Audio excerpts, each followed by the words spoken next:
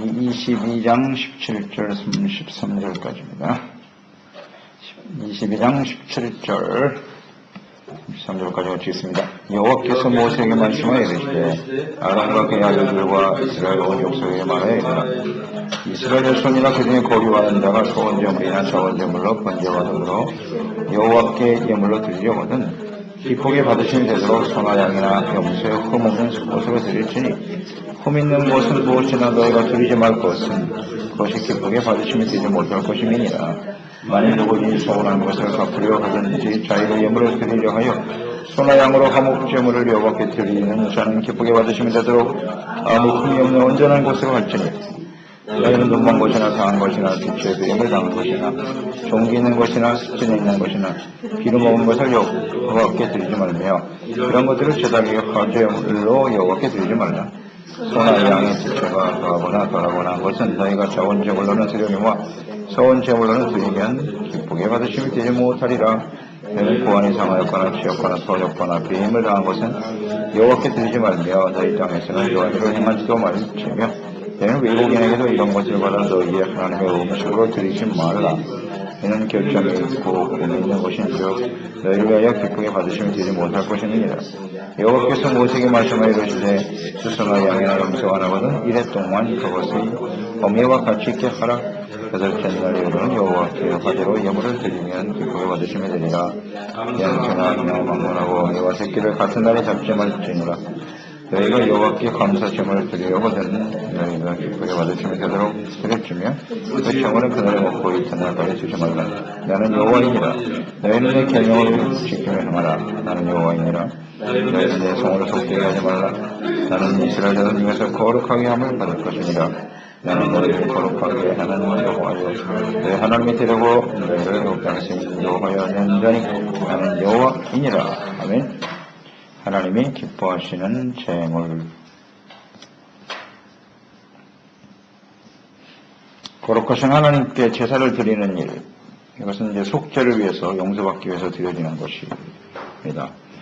그러니까 그 제물과 제사를 드리는 제사장도 거룩해야 되고요. 절대로 흠이 있어서는 안 된다. 흠이 있는 사람이 하나님께 나가서 제물과 예물을 드릴 수 없다. 제사장도 거룩해야 되고 바쳐지는 성물도 거룩하고 성결해야 하는 것입니다. 그 제물을 드릴 때 이 제물 역시도 절대로 흠이 있는 것을 드리지 말아라. 그 흠이 있는 것들을 제물로 바치는 것은 하나님을 기쁘시게 할 수 없다는 것. 하나님께서 기쁘게 받지 않으신다. 그 흠이 없는 완전한 제물을 드리는 일. 이것을 통해서 하나님께 온전히 자신을 흠이 없이 성별하는 것을 배우도록 하는 거죠. 제물을 드린다라고 했을 때 여기 흠이 있는 것들을 드리지 말라고 했는데 제물들이 흠이 있는 것들을 바치게 되는 이유 왜 그런 것을 하나님께 드릴 수밖에 없나? 비교가 되겠죠. 하나님 앞에 드리는 것인데 하나님과 이제 자신의 것을 잘 구분을 할 줄 알아야 되는 것이에요. 그 흠에 있는 양이나 염소가 있고 온전한 양과 염소가 있다. 그럼 이 둘 중에 어떤 것을 하나님께 드려야 되겠노? 이게 하나님 자기 마음이잖아요. 하나님께 대한 마음이에요. 그 흠이 있는 건 하나님께 드리고 온전한 건 자신이 갖고. 일반적으로 사람들의 마음이 이렇다고요. 아깝잖아요. 하나님께 드리는 건. 그 마음 중심이거든요. 하나님은 그 중심을 보시는 거예요. 가치의 문제도 있고요. 그 흠이 있는 양이나 염소는 가치가 없잖아요. 값으로 매긴다는 말이죠. 가치 없는 건 하나님께 드리고 좀 돈이 되고 가치 있는 건 자신이 취하고 이런 자세로 하나님을 섬겨서는 안 된다는 거예요.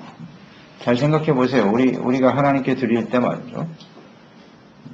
나에게 유익이 되고 뭔가 도움이 될 것 같은 것은 내가 챙기고 있어도 그만 없어도 그만 하는 건 하나님께 드리려고 하고 이런 사람들이 제가 볼 땐 많다고 봅니다. 굉장히 많습니다. 왜냐하면 내가 더 중요하거든요. 나에게 이익이 되고 나에게 도움이 되는 일이 훨씬 더 중요하다고 생각하기 때문이에요.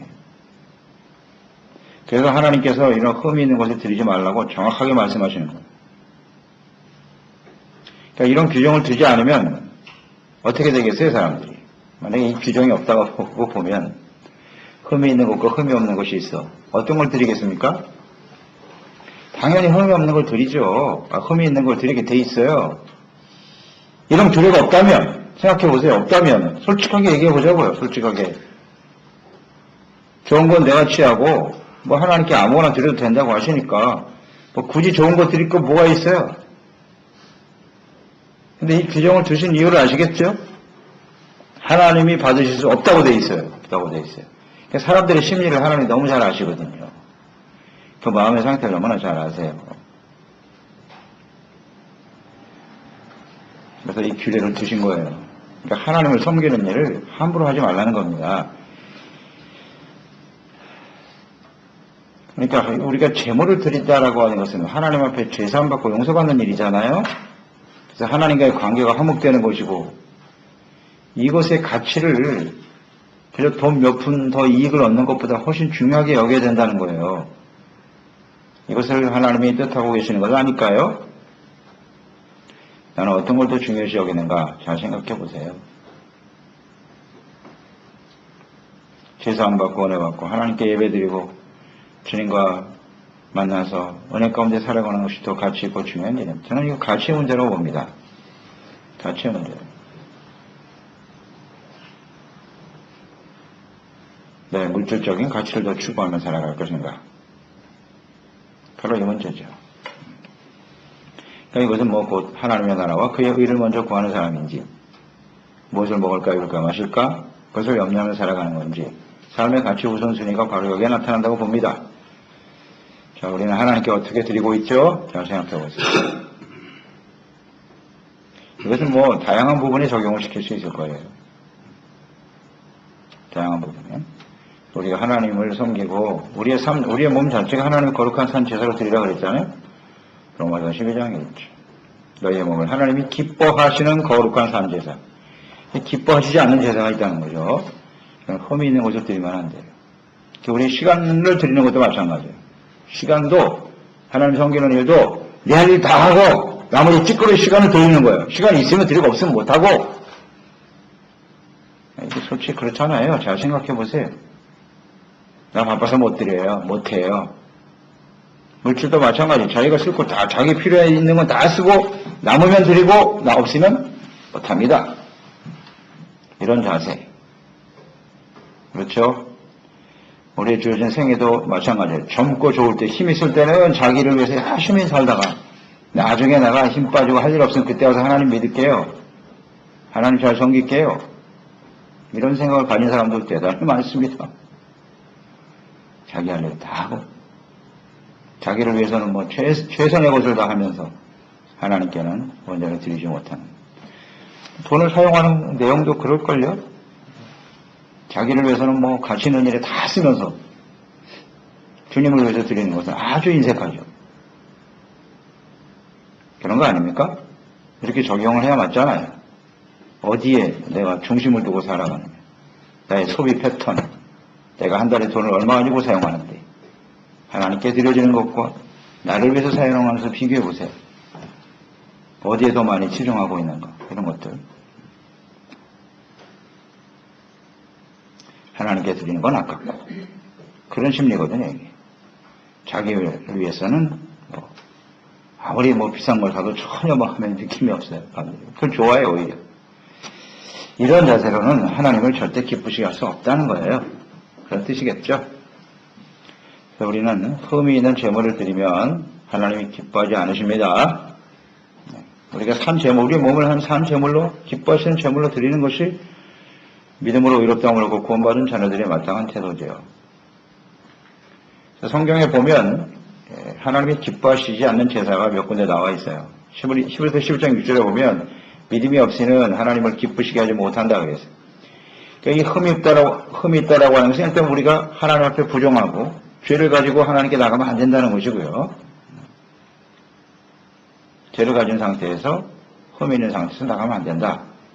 성결하고 거룩해야 된다라는 의미가 되는 것이고 히브리서 12장 6절에 보면 믿음이 없으면 하나님을 기뻐하지 않는다 그랬어요. 기뻐하지 않으시는 제사. 믿음이 없다는 것도 흠이에요. 그것도. 믿음이 없는 상태에서 하나님께 드리는.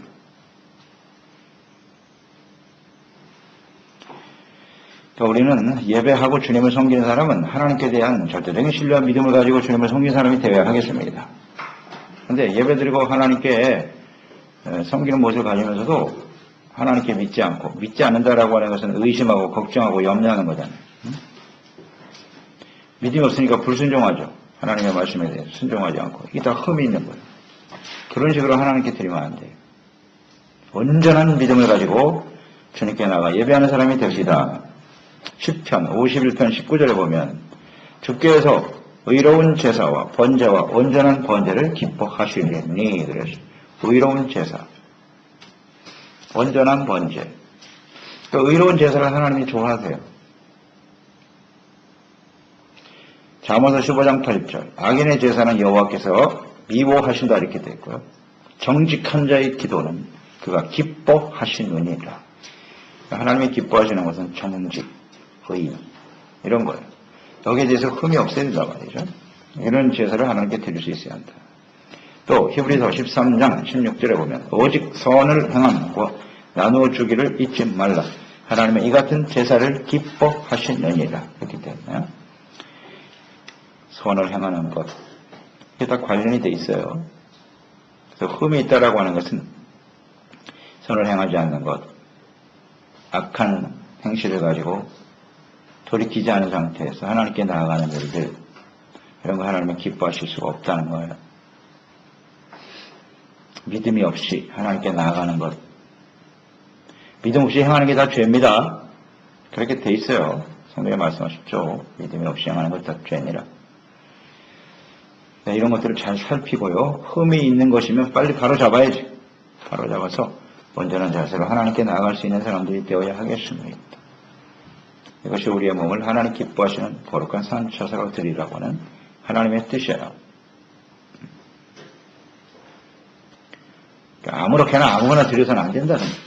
우리의 삶은 시간을 드리는 것도 그렇고 물질을 드리고 우리의 몸을 드려 헌신하는 것도 마찬가지. 자, 구분해서 이렇게 거룩하고 진실된 마음으로 주님을 섬기는 사람들이 되어야 하겠습니다. 27절, 28절에 보면 이런 말씀이 있네요. 짐승들, 제물로 드리는 짐승들도요, 자비와 긍휼을 가지고 드려라. 그런 뜻이죠. 새끼가 낳은 경우에 8째 날까지 잡지 말라는 거예요. 젖먹여야 돼요. 이것까지도 대의를 하시네. 그 새끼 젖먹을 때까지 죽이지 말라는 거예요, 제물을.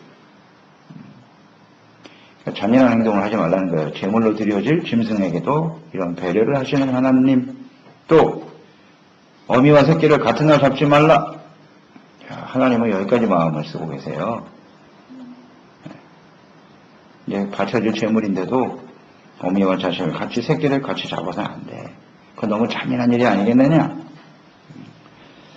자, 여기서 나타난 하나님의 뜻을 우리가 생각해 볼까요? 짐승, 제물을 드린다. 저는 그런 중요한 것이 긍휼이라고 느껴졌는데요. 긍휼. 제물을 드리는 이유가 뭐예요? 하나님 앞에. 제물을 드리는 목적이 뭐죠? 하나님께로부터 자비와 긍휼을 구하는 거예요. 하나님 아버지, 내가 죄를 지었나이다. 죄를 전가시켜서 이 동물이 나의 죄를 뒤집어 쓰고 죽습니다. 하나님이여, 이것을 보시고 나를 긍휼히 여겨 주옵소서. 우리가 예배를 드리고 죄인이 하나님께 나아갈 때 필요한 것이 긍휼이죠. 긍휼과 자비를 위해서 지금 이 제물을 바치려고 하고 있는데 그 동물에게 그렇게 잔인한 짓을 해서 하나님께 긍휼을 구할 수 있겠느냐? 그럴 수 없다. 그런 마음이죠. 하나님의 뜻이 잘 나타나 있네요. 야고보서 2장 13절 긍휼을 행하지 아니하는 자에게는 긍휼이 없는 심판이 있으리니 긍휼은 심판을 이기고 자랑하느니라. 그렇습니다. 우리가 긍휼이 필요해서 하나님께 나가는 건데 우리 삶 속에 긍휼을 실천하지 않는다면 하나님이 받으실 수 있겠습니까? 그래서 이 말씀 묵상하면서 저는 그런 생각을 했어요. 이 동물에게까지도 긍휼을 베풀어야 될 사람이에요. 하나님의 백성들은. 하물며 사람들에게는, 우리 형제와 이웃들에게는 긍휼과 자비를 베풀어야 하겠죠. 동물에게도 긍휼을 행하지 않으면 그 제사는 받으실 수 없는데, 하물며 소중한 우리 형제들, 우리 지체들, 사람들에게 긍휼을 베풀 줄 모르는 사람이 하나님 앞에 온전한 제사와 예배를 드릴 수 있겠나이까? 있을 수 없습니다. 동물과 사람. 그냥 뭐 사람보다 동물을 더 지극히 사랑하는 사람들도 있긴 있어요. 그런 사람들도 있습니다만, 동물에게 이렇게 끔찍하게 하면서 사람들에게는 아주 자비와 긍휼을 베풀지 못하는 그런 사람들이 있더라고요. 안타까워요. 주변에 있는 사람들이 좀 돌보지. 그래서 우리 하나님 앞에요, 나가는 사람은 반드시 긍휼을 실천할 수 있는 사람이 되어야 합니다. 네. 중심을 보고 계시니까요, 중심.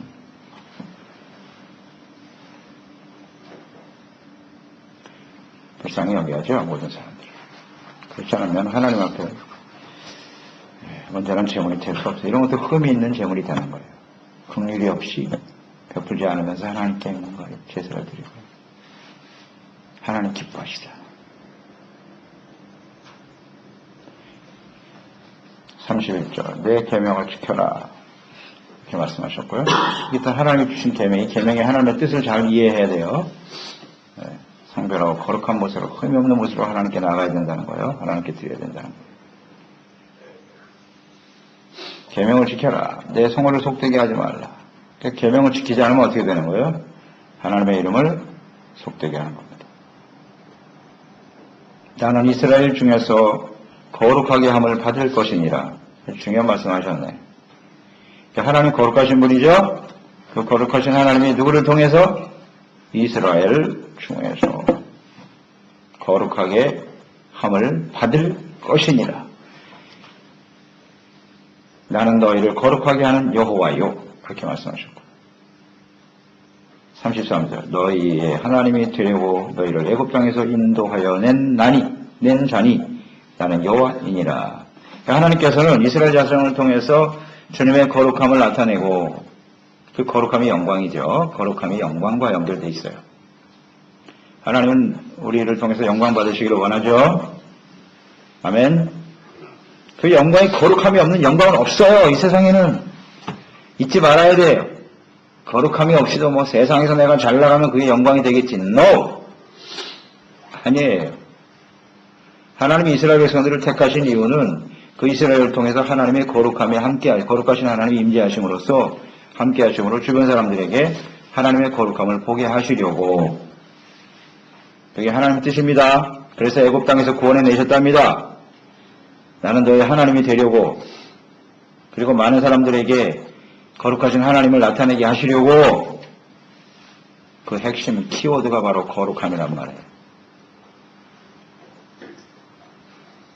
거룩함을 이해하지 못하는 하나님의 자녀 백성은 그냥 하나님의 자녀라고 할 수 없어요. 백성이라고 할 수 없습니다.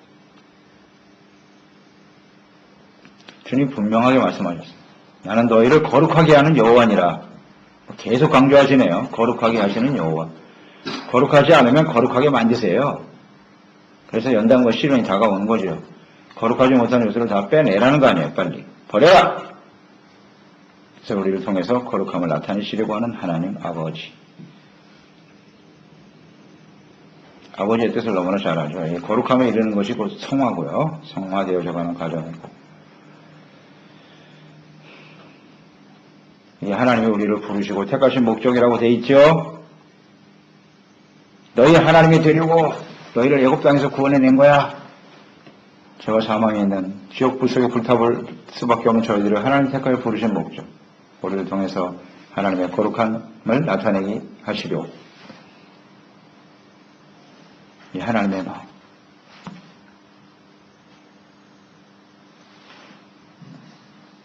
베드로전서 1장 15절로 16절 말씀이죠. 오직 너희를 부르신 거룩한 자처럼 너희도 모든 행실에 거룩한 자가 되라.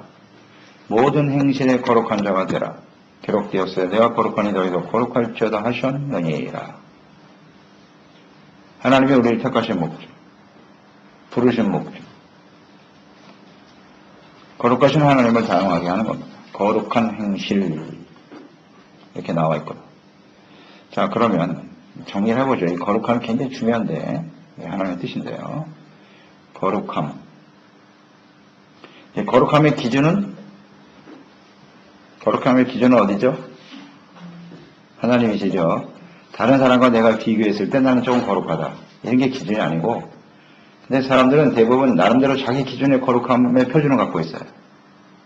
자기 중심으로 모든 걸 이렇게 비교하고 남들과 저 사람보다 내가 좀 낫다 이런 식으로 가는데, 그 거룩의 기준과 표준은 하나님이십니다. 내가 거룩하니 너희도 거룩하지. 하나님의 기준에 맞아야 돼요. 하나님의 거룩함의 기준은 어떻게 알 수 있을까요? 하나님의 거룩함의 표준은 무엇으로 알 수 있죠? 그게 우리의 거룩함의 기준이 돼야 돼요. 어떻게 알 수 있어요? 하나님의 거룩함의 기준은 뭐죠? 어디에 나타나 있어요? 그래요. 율법에 나타나 있잖아요. 율법을 주신 이유가 이 하나님의 거룩함의 기준이에요. 이렇게 살아가는 것이 거룩함이야. 알겠느냐? 그래서 31절 내 계명을 지켜라. 하나님이 주신 계명이 거룩함의 기준이고 하나님의 거룩함의 표준이란 말이죠. 그러니까 이것을 우리가 잘 지켜 행해야 된다. 이게 거룩한 행실로 이어지는 거죠. 그러니까 하나님의 계명을 알고 지키는 것이 거룩함입니다. 뭐 간단하게 요약이 되는 거죠. 그러니까 이 거룩함의 본질은 또 이렇게 우리가 연결을 시켜봐야 돼요. 그러니까 이것을 단순히 뭐 의식적인 그냥 문자적으로 의식적으로 형식적으로 지키는 것이 거룩이냐? 사실 아니죠. 하나님은 뭘 보시는 거예요? 우리 마음에 충실히 보시거든요. 그러니까 우리가 그렇잖아요. 하나님을 사랑하는 것은 곧 뭐라 그랬죠? 하나님을 사랑하는 것은 곧 그 계명을 가지고 지키는 사람. 계명을 가지고 지키는 게 하나님을 사랑하는 거예요. 입으로만 사랑한다고 하지 말고 하나님이 주신 말씀을 잘 지켜 행하는 게 사랑이거든요. 그러니까 하나님의 말씀을 계명을 지키는 것이 거룩이라고 했어요. 그 거룩함은 곧 뭐냐? 사랑과 연결이 되는 거예요. 하나님을 사랑하고 그 계명을 가지고 지키는 것이 거룩함이고 이것은 곧 이웃사랑으로 나타나죠. 이렇게 다 연결이 돼 있어요. 이게 연결이 돼 있다고요. 거룩함은 곧 하나님을 사랑하는 거예요. 이웃을 사랑하는 게 거룩이에요. 아멘. 정확하잖아요. 이게 하나님의 뜻이고 십계명에 나타난 하나님의 뜻 분명하잖아요. 하나님 사랑, 이웃 사랑. 그것을 실천하는 것이 거룩한 행실이고 그것을 또 다른 말로 하면 의가 되는 거죠. 그게 의예요. 거룩함이 곧 의예요. 이 같은 단어예요. 거룩, 의, 사랑. 트라이앵글. 딱 연결되어 있어요. 이게 삼위일체예요. 같은 뜻이야. 같은 뜻. 이제 아시겠죠? 거룩함 하면 이제 바로 떠올라야 돼요. 이렇게. 하나님 사랑, 이웃 사랑. 의의 행실, 거룩한 행실, 착한 행실 이걸로 나타나는 거죠. 열매. 거룩함은 열매입니다. 아멘. 열매. 우리 삶을 통해서 나타나요. 이것을 이제 가능하게 돼요. 거룩한 삶을 살려면 어떻게 해야 되느냐. 그러니까 하나님의 말씀을 취하로 묵상해야 되는 것이고 끊임없이 죄를 회개하고 돌이키고 예배를 잘 드려야죠. 제사, 제물을 잘 드려야 돼요. 그래서 속죄 제사 잘 들어서 용서받고 은혜받고 그래야 거룩하신 하나님과 함께 또 이런 것도 우리가 묵상할 수 있겠죠. 우리가 거룩해지기 위해서는 어떻게 해야 되느냐. 이런 문제도 있잖아요. 그러니까 하나님의 말씀을 가까이 해야 된다라는 것이고 또 하나님의 말씀을 가까이 한다는 것은 뭐예요? 하나님과 친해지는 거예요. 왜? 주님 말씀하셨잖아요. 내가 거룩하니 너희도 거룩할지니라. 이스라엘 백성들에게 주신 특권이 뭐예요? 하나님과 함께 할 수 있다는 거잖아요. 하나님과 가까이 하나님과 교제할 수 있고 하나님과 함께 할 수 있고 하나님을 알 수 있는 사람이 이스라엘이에요. 우리가 하나님을 알 수 있는 사람이 예수님 그 구원받은 우리들이에요. 세상 사람은 몰라요. 하나님을 볼 수도 없고 알지도 못해요. 어떻게 하나님과 교제를 해? 할 수가 없죠. 감히. 그러니까 우리가 거룩해지기 위해서는 거룩하신 하나님과 어떻게 해야 돼? 가까이 지내야 돼요. 친해져야 돼. 닮아가는 거잖아요. 닮아가는 것. 그러니까 내가 거룩하니 너희도 거룩할지니라. 자식이 부모를 닮아가듯 자식이 부모를 닮아간다는 건 같이 살잖아요. 그러니까 닮아가는 거지. 같이 산다는 의미가 아주 중요하거든요. 우리가 거룩해지려면 거룩하신 하나님과 함께 살아가는 거예요. 이게 아주 핵심 키포인트예요. 함께 있지 않으면 닮아가지 않아요. 예수님의 제자들을 불러서 3년 반 동안 출퇴근시키지 않고 계속 같이 있어요. 그 이유가 뭐예요? 예수님을 닮아가라. 그게 함께 살아간다는 의미예요. 함께 하는 거야. 이게 오래 살면 그 사람한테 영향을 받잖아. 서로 주고받는 거죠. 이렇게. 서로 닮아가는 거예요. 그래서 부부도 오랫동안 같이 살면 서로 닮아가는 거예요. 부모도 자식도 함께 살아가니까 닮아가는 거죠. 그래서 거룩함이라고 하는 것은 하나님과 함께 하는 삶이다. 이 하나님과 함께 하는 삶이 무엇입니까? 그게 바로 말씀 묵상이고 기도를 통해서 또 성령의 인도하심을 통해서 이걸 다르게 표현하면 엥그리스도죠. 주님 안에, 주님이 우리 안에, 주님이 우리 안에 함께 엥그리스도. 그렇죠? 이게 주님과 함께하는 생활이다. 다 연결이 되잖아요. 이렇게. 그럴 때 자연스럽게 거룩해지는 거지. 단순한 종교 생활을 가지고 우리가 거룩하다? 그렇게 말할 수는 없습니다. 진실로 살아계신 하나님과의 인격적인 교제, 말씀 앞에서 하나님과의 인격적인 교제가 이루어질 때 거룩해지는 거예요. 그렇죠?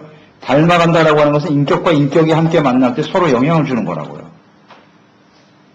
서로 영향, 인격과 인격이. 이게 전제예요.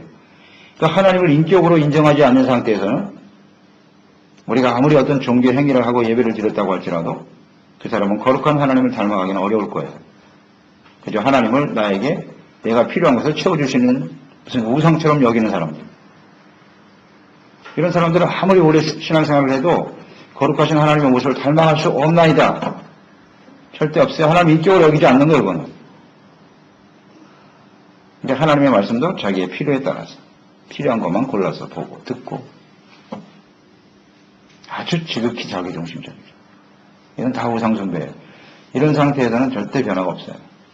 그래서 우리가 신앙생활을 오래 할수록 이 거룩한 모습이 점점 나타나야 되거든요. 사실 하나님과 말씀 속에서 온전한 인격 교제를 했다면 이런 주님의 말씀대로 하나님과 이웃을 사랑하는 모습으로 점점 변화되어져 가야 되는 것이 정상이에요. 근데 이런 모습이 전혀 없다. 그러면 이거 그냥 근본적으로 잘못되어 있구나. 하나님과 인격적인 교제가